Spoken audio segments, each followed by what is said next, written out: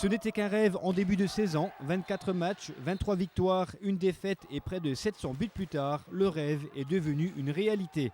L'équipe première du handball club de Rambach accède à la Nationale 2 une année seulement après son arrivée en Nationale 3.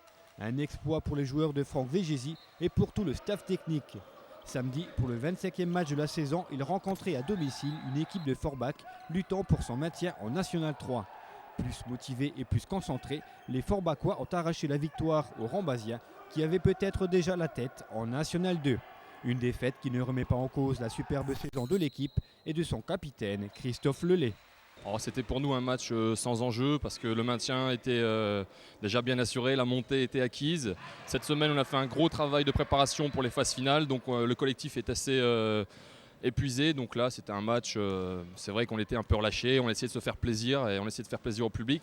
Bon, c'est vrai qu'à domicile, on aurait bien aimé gagner, mais Forbach qui jouait le maintien ce soir vraiment avait plus envie de gagner que nous. Pour Bruno Buteau, président du club, cette défaite est également qu'une anecdote dans ce championnat. Évidemment, on est un tout petit peu déçus, mais on retiendra quand même de cette saison cette accession à la Nationale 2.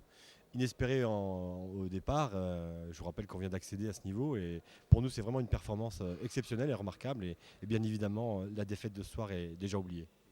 Justement, pour les Rambasiens et pour les personnes qui ne connaissent pas trop le handball, que représente pour un club comme Rambach d'accéder à la Nationale 2 ?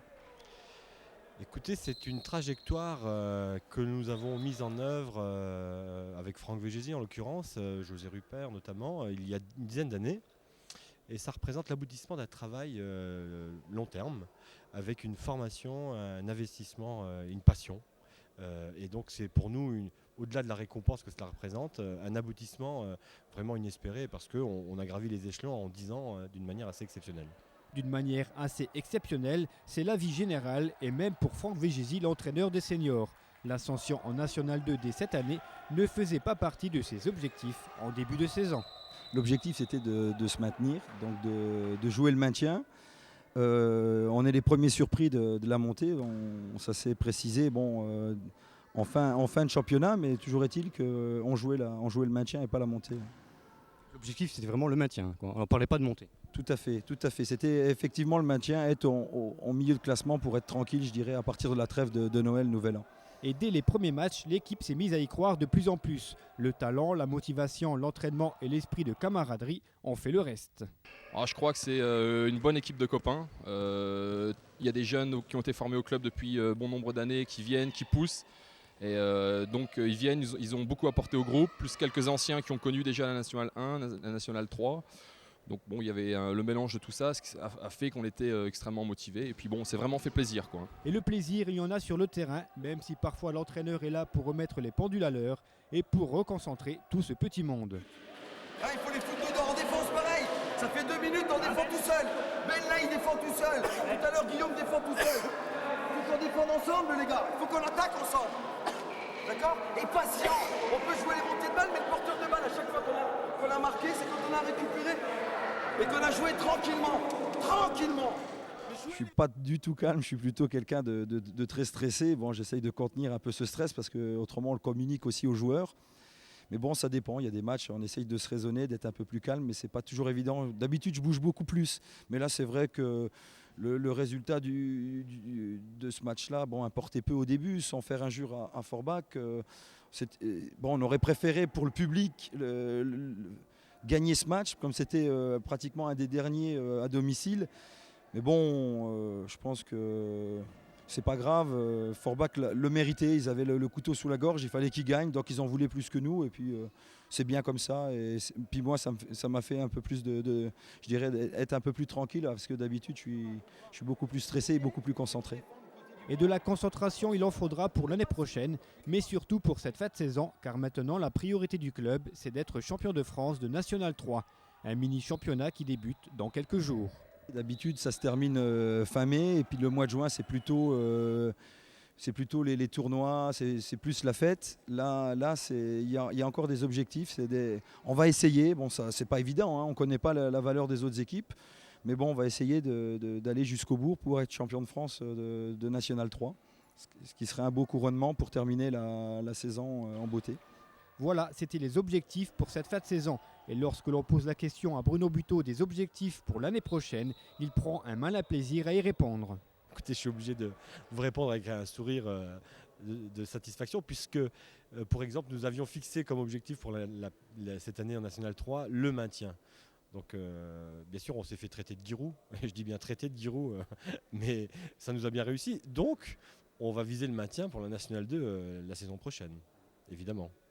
Et c'est pas dur de gérer, donc vous l'avez dit tout à l'heure un petit peu, de gérer les déplacements, de gérer avec des joueurs qui ne sont pas professionnels, des joueurs qui ont une vie à côté. C'est pas facile de gérer ça. Si vous voulez, le moteur actuel de notre équipe première, parce qu'on va parler d'eux, mais également des moins de 18 ans, puisqu'ils ont aussi ces sacrifices à faire en termes de déplacement, puisque quand on joue en championnat de France, on se déplace. Tout ça est réalisable et possible, parce que ces gens-là adorent et sont passionnés du sport qu'ils pratiquent. Et en l'occurrence, vous savez, la dynamique de la victoire entraîne une fatigue qui est bien plus facile à accepter. Et donc c'est un engrenage qui au fur et à mesure que la saison s'écoule, fait que ça se passe plutôt bien.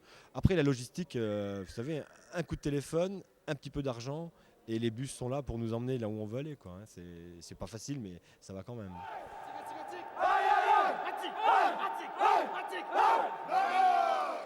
Si l'équipe première est la vitrine du club, il ne faut pas oublier les 85 licenciés, l'équipe des moins de 18 ans et la formation des jeunes. En fait, cette ascension en National 2 pour les seniors est le résultat d'un long travail entrepris depuis de longues années. Le seul bémol pour les dirigeants et encadrants vient du public. Oui, ça c'est une petite déception. C'est vrai que depuis que je suis à Romba, donc ça fait quand même maintenant la 12e saison et bon, c'est ma 4e de suite avec l'équipe première. C'est vrai que le public a du mal à se mobiliser, mais bon, on est content que ceux qui sont là nous encouragent. Mais c'est vrai qu'il en faudrait un peu plus. Le seul match où on a eu énormément de public, c'est contre le SMEC. Et c'était un match très difficile et je pense que ça a été le tournant de la saison. Et là, ils étaient derrière nous, c'était vraiment le 13e homme. C'est vrai, bon, je ne sais pas. C'est un peu comme ça a toujours été comme ça sur Romba. Mais bon, ça peut changer. J'espère que ça changera l'année prochaine en National 2. Espérons-le pour les joueurs, toutes catégories confondues. Des joueurs de plus en plus motivés, grâce peut-être au titre de champion du monde des handballeurs français et dernièrement des Nîmoises championnes d'Europe. On s'illustre un peu de ce qui se passe en France. Il y a une grosse génération, une culture handball qui commence à naître, au profit quelquefois du basket ou du foot où on commence un peu à avoir moins de licenciés dans les clubs. C'est vrai que nous on le ressent au niveau des gamins, il y a une certaine motivation et puis on a aussi pas mal de jeunes dans l'équipe qui s'illustrent un peu, notamment des grands joueurs comme Richardson. On l'a vu encore ce soir avec quelques gestes techniques pour se faire plaisir, on est là vraiment et ça fait plaisir aussi au public. On s'illustre un peu de ce qu'on fait, de ce qu'a fait l'équipe de France. Richardson, ça reste la référence pour tout handballeur, je pense. Je crois que c'est clair, il suffit qu'ils mettent des baskets jaunes pour que tout le monde ait envie de mettre des baskets jaunes aux pieds. Donc c'est vrai que c'est la référence dans le handball, quoi. Mais bon, derrière, il y a des très bons jeunes, notamment avec des clubs comme Chambéry, où il y a vraiment des choses très intéressantes qui apparaissent dans le handball. Alors bon courage à tous et plus particulièrement à l'équipe première dont l'objectif caché est bien sûr la montée en National 1. En étant rigoureux, travailleur et puis en voulant et en étant dans le même groupe que ça, avec un entraîneur qui nous pousse, qui nous motive, on peut toujours rêver.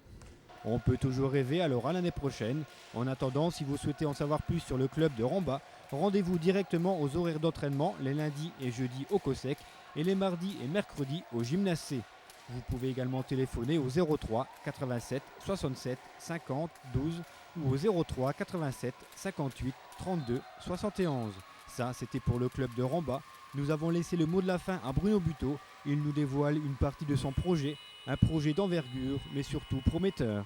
Nous avons comme idée, et nous sommes précurseurs et même, je dirais, moteurs dans le domaine, au club de Romba, de réaliser un projet qui consisterait à créer un club de la vallée de l'Orne.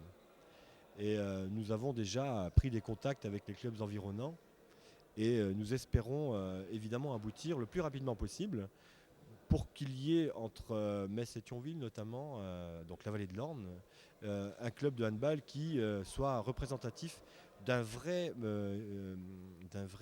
travail en profondeur. On aimerait tellement que beaucoup de mômes suivent notre passion et viennent nous rejoindre. Donc c'est vraiment le souhait que j'émets d'une manière la plus nette. J'en suis convaincu. C'est déjà l'intercommunalité. Ah, effectivement, il y a un parallèle effectivement, c'est un parallèle qu'on ne peut pas éviter, hein, mais bon, la Nationale 2, c'est pas la Nationale 2 qui appelle à ça, mais en tous les cas, la Nationale 2 devrait aider à ce que ce projet se réalise d'une manière, je dirais, un petit peu plus ambitieuse, dans la mesure où, après tout, les heures d'entraînement que l'on passe dans nos salles, dans tous les clubs, ont pour objectif de regrouper, faire progresser, permettre aux gamins d'évoluer, d'apprendre le respect, d'apprendre la compétition, d'apprendre l'abnégation, d'apprendre le dépassement de soi-même. Et pourquoi est-ce qu'on fait tout ça? Eh bien, c'est pour gagner. Et à force de gagner, forcément, on accède au niveau supérieur. Et pour accéder au niveau supérieur, il faut asseoir les bases. Et enfin, vous voyez, c'est toute une espèce de spirale qui se met en route. Et ça, c'est vraiment, je pense, qu'il y a le plus important pour la vallée de l'Orne, dans tous les cas.